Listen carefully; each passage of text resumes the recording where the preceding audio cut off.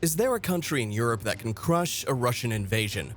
Conventional wisdom dictates that the military might prevail, yet history is littered with examples of seemingly weaker nations defying the odds. In the icy grip of the North lies a nation, unassuming on the global scale, that possesses a unique arsenal of deterrence. Its frigid waters hide silent predators, its skies harbor agile defenders, and its citizens, descendants of formidable warriors, are imbued with an unwavering spirit. This unlikely nation, modern-day David facing a potential Goliath, is Sweden. But why can't Russia invade Sweden? Even though Russia has a powerful military, invading countries like Sweden wouldn't be a walk in the park, and the answer lies in Sweden's strengths. Sweden boasts a military that prioritizes quality over sheer quantity. Their Air Force's crown jewel, the Gripen EJAS-39E fighter jet, is a marvel of Swedish engineering. Nicknamed the Viking, the Gripen is known for its agility, advanced avionics, and the ability to take off and land on short runways, perfect for Sweden's numerous air bases carved into mountainsides. These features would be crucial in a scenario where airfields are targeted. Sweden's real might lies beneath the waves. Their fleet of Gotland-class submarines, among the quietest and most technologically advanced in the world, are perfectly suited for navigating the Baltic Sea's archipelagos and fjords. Armed with torpedoes and stealth capabilities, these underwater wolves could wreak havoc on Russia's invasion fleet, making supply lines vulnerable and forcing them to take longer, more exposed routes. Sweden's geography also presents a major hurdle for any invading force. The nation is dotted with over 221,000 islands, creating a labyrinthine archipelago that stretches along its eastern coast. This complex environment favors the defender. Imagine thousands of rocky islets, perfect for hiding missile batteries, radar stations, and anti-ship weaponry. The Swedish Navy, well-versed in navigating these island chains, could launch surprise attacks on larger Russian vessels, making it a logistical nightmare for them to maintain control. Furthermore, Sweden has a long history of using its islands for defense. Islands like Gotland, strategically located in the center of the Baltic Sea, could be heavily fortified, bristling with anti-aircraft guns and coastal defense systems. These unsinkable aircraft carriers would act as critical outposts, hindering Russian air and naval dominance in the Baltic. Sweden also has a unique concept called total defense, designed to involve its entire society in wartime. Every citizen has a designated role in wartime, from serving in the military reserves to maintaining critical infrastructure. This fosters a sense of national responsibility and ensures a constant stream of manpower to resist an invasion.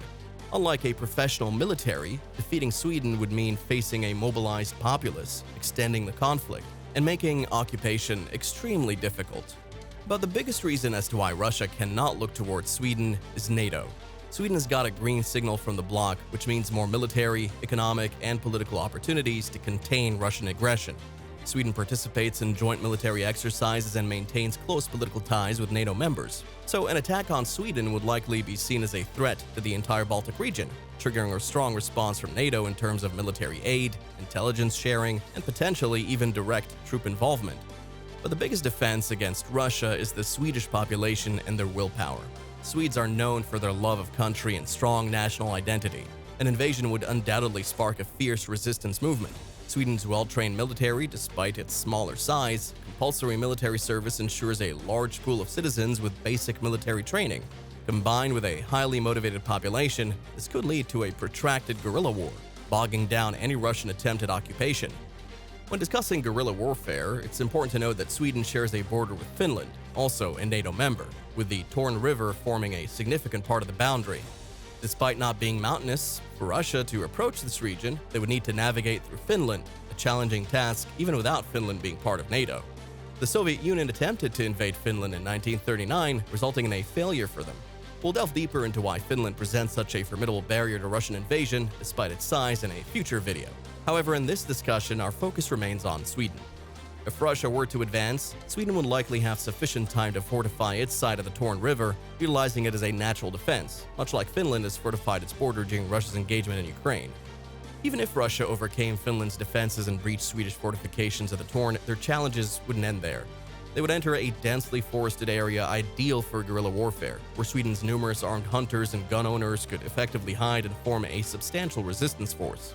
Despite Sweden's relatively small official military, its civilian gun owners possess around 2 million firearms, potentially equipping a significant civilian defense force larger than Russia's entire military. And recall, guerrilla warfare methods can be the key to defeating a larger invading force. the same tactics that helped the United States gain independence from the significantly larger British Empire, and the tactics that led to Russia's unsuccessful invasions of both Chechnya and Afghanistan. Adding to the complexity, unlike Chechnya and Afghanistan, Sweden wouldn't just engage in guerrilla warfare, they would have the advantage of advanced military support and close air assistance. As Russia navigates through limited roads towards Sweden's cities, off-road roads are not viable due to dense forests, lakes, hills, and streams, which are difficult for heavy equipment like tanks to maneuver through. Forced onto predictable paths, Sweden can strategically deploy mines, barriers, and snipers with air support, resembling tactics seen in Ukraine where ambushes disrupted Russian advances. In Ukraine, this tactic halted a Russian advance in 140 miles of wilderness, even without advanced weapons. In Sweden, the challenge would extend over hundreds of miles with superior weaponry, following battles through Finland. Given Russia's lack of proficiency in such matters, evident from its Black Sea fleet being rendered ineffective by a non-naval nation, Sweden's small islands along the coast provide a significant strategic advantage. Among these islands, Gotland Island stands out as a crucial asset, often referred to as Sweden's unsinkable aircraft carrier, offering a key position for controlling air and naval movements in the region.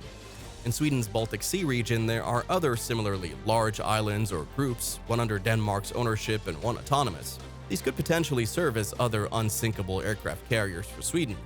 Given their aircraft's ability to use regular highways or country roads for takeoff and landing, utilizing any available infrastructure is needed.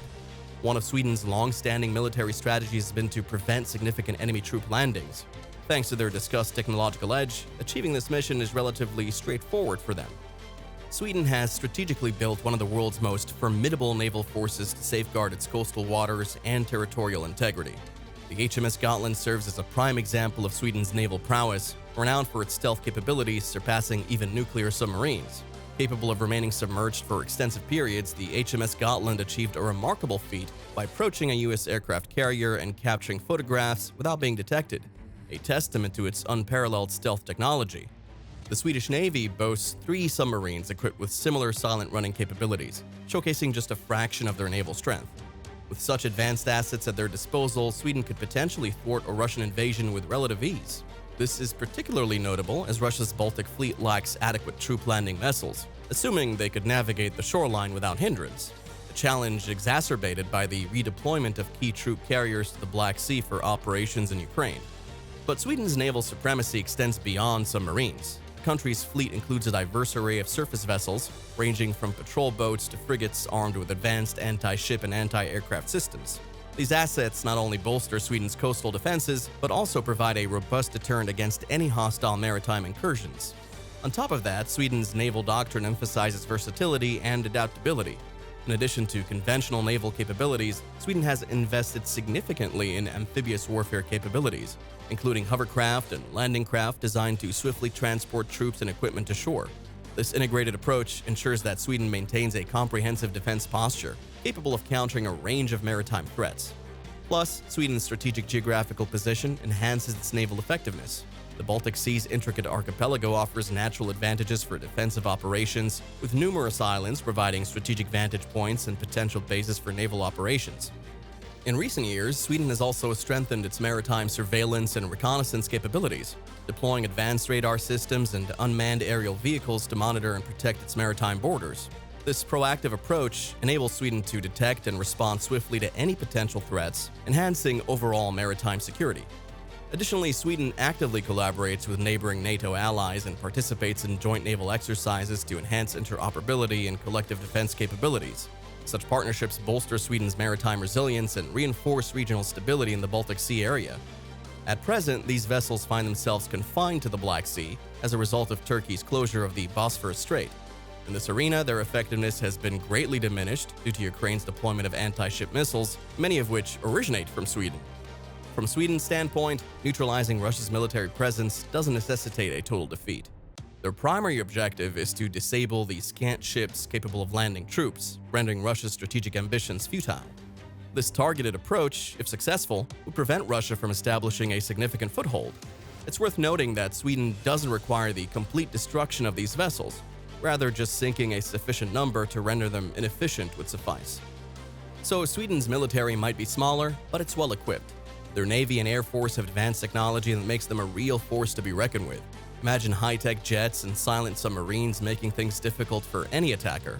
Plus, as we mentioned, Sweden isn't alone. They work closely with other strong countries like those in NATO. This close cooperation makes invading Sweden a much bigger challenge for Russia. And again, there's also Sweden's natural advantage. Mountains, rivers, and rough terrain make it hard for any invading army to move around freely. Russia's recent struggles and other conflicts show just how difficult large-scale military operations can be. All of these factors combined make Sweden a surprisingly tough opponent for Russia to tackle. For more insights on geopolitical dynamics and defense strategies, subscribe to our channel, like this video, and don't forget to watch our previous video on the potential impact of an American bank collapse.